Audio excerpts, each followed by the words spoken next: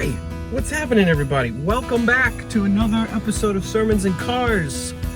Happy holidays, Merry Christmas, Happy New Year. We are well into the Christmas season, and if this is your first time with us, welcome. We're so glad that you've tuned in. We drive around and we theologize, and sometimes it's lighthearted, sometimes it's in depth and pretty intense. If you haven't subscribed to the channel, would you do us a favor? Would you do that today? It would mean a ton. And also, you get notified as soon as the latest episode comes out, like today's, which it's the holiday season, and whoop-de-doo, hickory-dock. Don't forget to hang up your socks. I love the holiday season. I think I love it for the nostalgia that it creates. I love Christmas music. You know, I'm married to an awesome woman, and she makes me start listening to Christmas music the day after Halloween. I mean, that's when it starts in our house. Now, it took me a while to get used to it, but you know, as they say, if you can't beat them, join them. And here I am, fully embracing it. But I love this part of our culture. I think I love the driving around and looking at Christmas lights, the hot cocoa, the fireside stuff, the gift giving. I think it's a really cool part of our American culture. I also love it because of the way that it teaches the birth of Christ in almost like a fairy tale like fashion. Have you ever been to a church or maybe you've seen a nativity scene, maybe a live nativity scene, right? I was a kid, and where I'm from, we had them all the time. I'm from Maine originally. It's freaking freezing there, obviously. From Maine originally, and we would go to these live nativity scenes, and you'd see the people standing outside. They're huddled together, and if it was a really good one, they had a stage set up, and they had maybe some live barn animals there too. And then in the manger, you'd peek into the manger, and oh, it's a little baby. But of course, it wouldn't have a real baby because it'd be way too cold for it. But the idea was to kind of encapsulate this moment and capture it in time for you to walk to and visualize and contextualize it a bit. And I remember singing, the Christmas carols, like Hark the Herald Angels Sing or Silent Night. But singing Silent Night, it always struck me as odd. Now, this isn't a commentary on the song, because I love this song. But the idea that it was a silent night, it was a holy night, yeah, sure, absolutely. When all is calm, all is bright. The idea of it being silent struck me more of like an eerie silence. You ever heard that old U2 song? I think it's called New Year's Day. Maybe all is silent New Year's Day. It's got that like eeriness to it. But I remember looking at these nativity scenes and thinking at a young age, something isn't right. Something just doesn't add up. And I knew it at a young age, even though it was trying to be told to me as like everything is all cute and pretty and packaged and sweet and easy and simple. Right? You ever been in church and they always try to make like the gospel super easy? So it's like, it just never sits well with me. It doesn't sit well with me. There's a difference between the word of Christ that is when he says, my yoke is easy, my burden is light. That's a difference between the idea of the gospel being easy or oversimplifying it, right? But I sat and I looked. It wasn't until I was older that I started to really dissect it, and I appreciate it so much more for the richness that it brings when I do unpack it a little bit. So let's take that nativity scene, for example. At the centerpiece of this picture, we have a couple whose birth of their son is shrouded in scandal, right? I mean, just imagine playing that one out when your fiance comes home and she's like, by the way, Joseph, I got some news to tell you, okay? You don't want to sit down for this one. I'm pregnant. I'm sorry, what? Hey, what? Obviously not by me, right? Like, let's have this, really, what? And she's like, yeah, actually, it was God. So just, okay. Mary went to the loony bin. The story says that Joseph he was a good man. He had in mind to divorce her quietly because he didn't want to expose her to public disgrace. But he ends up having his mind changed through a dream experience with an angel. Either way, it creates scandal in the community for sure, because word travels fast. People knew this wasn't Joseph's baby. So there's that whole piece at the center of it. And you can play out all the different narratives, all the different gossip possibilities that come with a first century baby being born out of wedlock, along with these rumors that this child is supposed to be something divinely important, divinely timed. So there's all that happening. So there's that piece. And then you've got a group of shepherds. And Luke's gospel says that there are shepherds in the field nearby watching their flocks when an angel appears to them to announce the coming of Jesus. And then the skies open and the host of heaven appears and they're singing glory to the God in the highest. And so the shepherds are the ones that get this. They're the ones that get this message. And so they go to the scene, and here they are. But I'm like, why shepherds? It doesn't. Okay. So first century Palestine, right? If shepherds they weren't really like the familial types, if you know what I'm saying, right? They were roughneck, dirty, almost even scoundrels sometimes.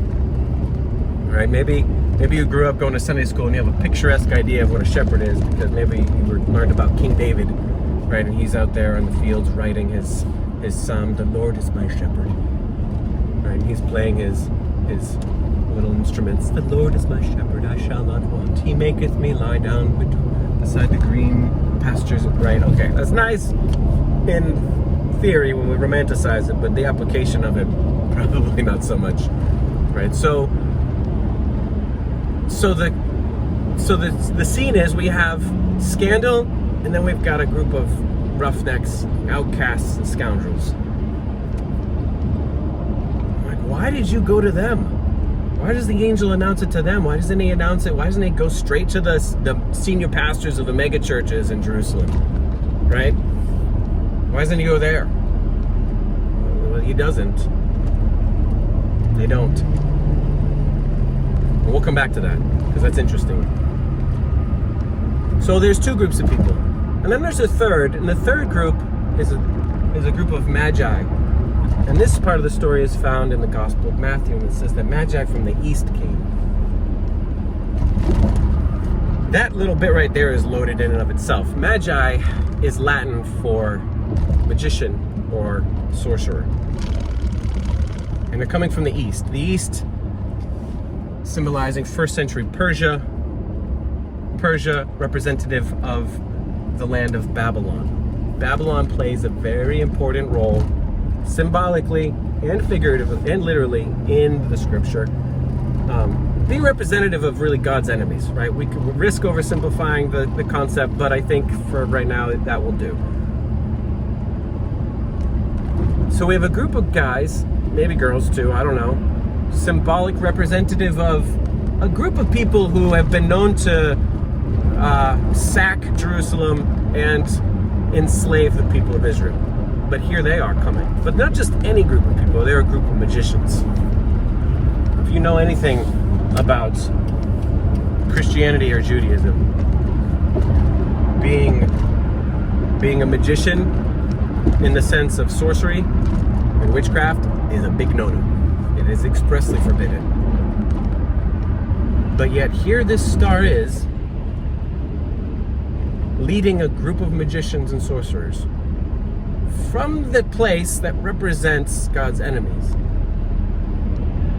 leading them right to Jesus.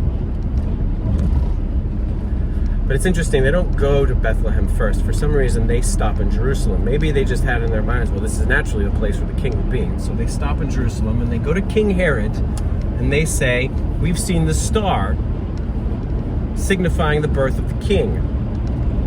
Where is he? We've come to worship him. Well, Herod freaks out, but he tries to play cool. Sends them off ahead with word to say, well, once you find him, come back to me so I can worship him too. I'm going to come back to that, so hold that in your thought for a second. So the magicians, they leave. They continue to follow the star until it stops over Bethlehem, and there they come, and there they are. So we have, at the nativity scene, we've got three groups of people. We've got a scandal, we've got scoundrels and roughnecks, and then we've got magicians. What are these people, what are any of these people doing here at this scene, at this point in history, at this moment in time? And I'm like, well, where are the religious leaders? Where are the senior, where are the lead pastors? Where are all the great leaders of the faith? Where are they? Nowhere to be found. At least not here. Now, when you go back to Jerusalem, and the Magi leave, and here's the real interesting part. It says that Herod calls all the religious leaders in. He says, I want to know, where is he to be born? And then the religious leaders tell Herod, oh, he's to be born in Bethlehem. So, how about this for a thought? The reason why the religious leaders aren't in Bethlehem is because they're under the thumb of Herod. So just let that sink in for a minute. Maybe those religious leaders are too tied up in their political interests to be paying attention to what's happening at the grassroots level, which is where God always works. God will always side with the underdog. When you go to the nativity and look at, what do we have? We have people who are rejected, we have scandal, we have a group of people representative of God's enemies. He even goes so far as to say a group that represents another faith system, if I might be so bold.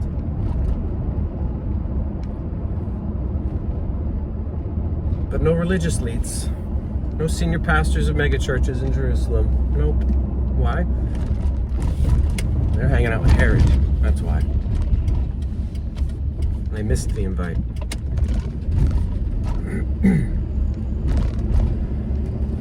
So for me, when I look at these people, the nostalgia suddenly seems to fade a little bit,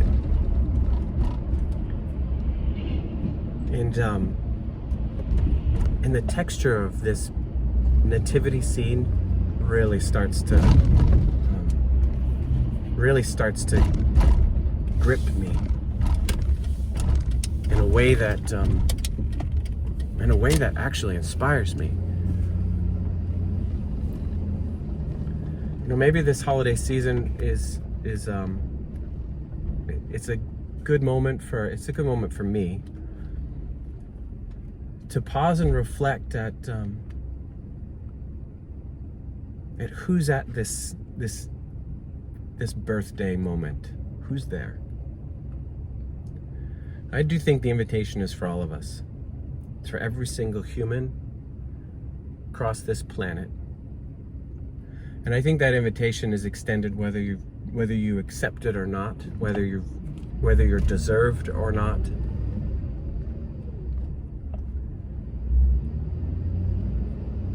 So maybe in this season we can take a moment and realize that God will bring whoever He wants into a moment so that He can reveal Himself to them. And it doesn't matter their faith tradition. It doesn't matter if they're shrouded in scandal, immorality. It doesn't matter if they are an outcast, a scoundrel. And by they, we could actually say we.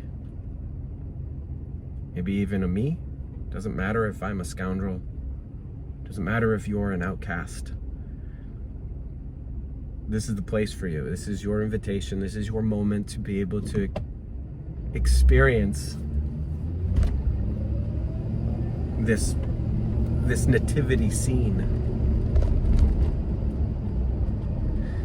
You know, for me, it's it opens the doorway of this story to a very intimate moment.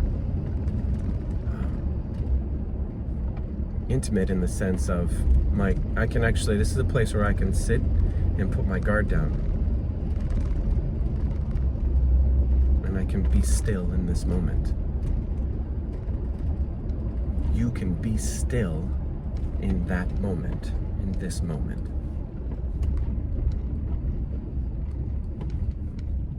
So amidst all of the hustle and bustle, amidst the gift giving, the holiday parties, the fires, the excitement, take time to be still. Take time to breathe. And to know that you are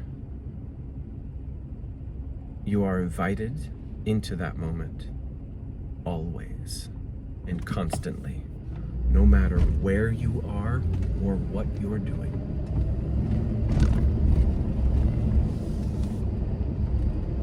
Amen. Happy holidays, guys. Merry Christmas. Happy New Year. We'll have another podcast coming out the week after Christmas.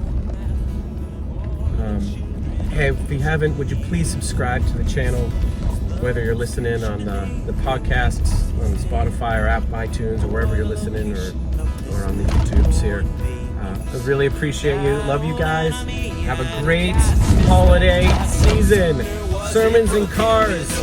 I'm out.